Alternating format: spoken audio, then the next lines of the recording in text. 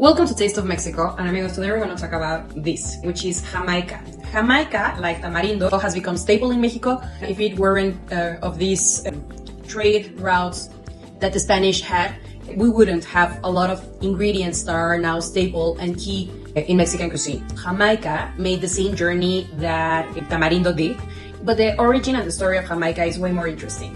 Hibiscus flower is originally from Sudan, and it's Asian Sudanese.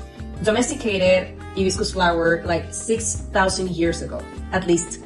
So with that, hibiscus flower becomes like one of the first domesticated plants that we know of. And they didn't really eat the flower, they toasted the seeds and they ate them.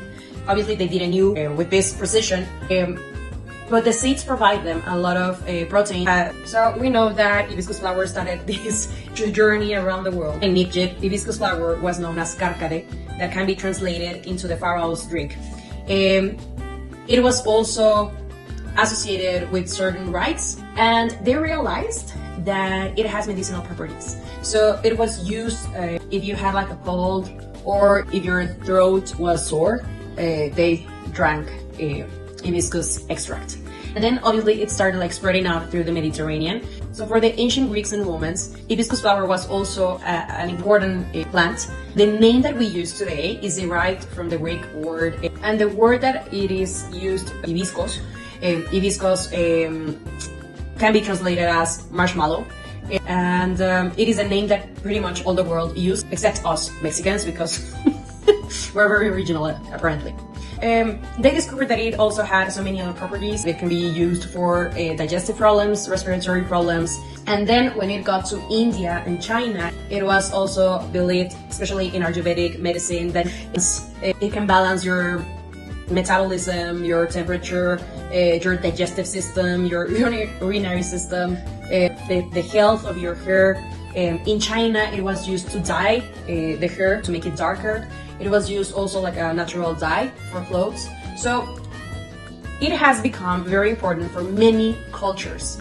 And when we were already conquered here in Mexico, one of the things that they brought was hibiscus flower. Why we call it Flor de Jamaica, we got no idea. I did like this very extensive research.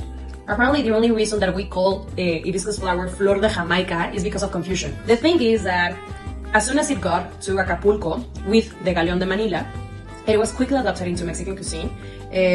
Everywhere you go today, if it's a taqueria, a fonda, a restaurant, heladerías, wherever you go in Mexico, there's probably gonna be agua de Jamaica. So it has become staple in Mexico. The easiest way to prepare this is when your flowers are dry, rinse them with cold water, and then you're gonna boil them for 5 minutes. That's all that you need. And you're gonna have an extract. This is just a part of the extract. I had like half a bowl of this extract. And with this, you can make agua de Jamaica. If you let this dry, these are the flowers that I boiled for 5 minutes. So if you let them, so you can use this as part of your tacos, and if you wanna add some very nice flavor, you can use this extract to make some jellies, to make jams, to make sauces, to make like some marinades, adobos. You can use Jamaica also to do some liquors. You want to incorporate this. Ancient cultures were right about one thing, and is that hibiscus flowers are super beneficial for your health. They have a lot of antioxidants. It regulates your blood pressure. It improves your cholesterol. It reduces the risk of chronic diseases. It's gonna help you with your digestion.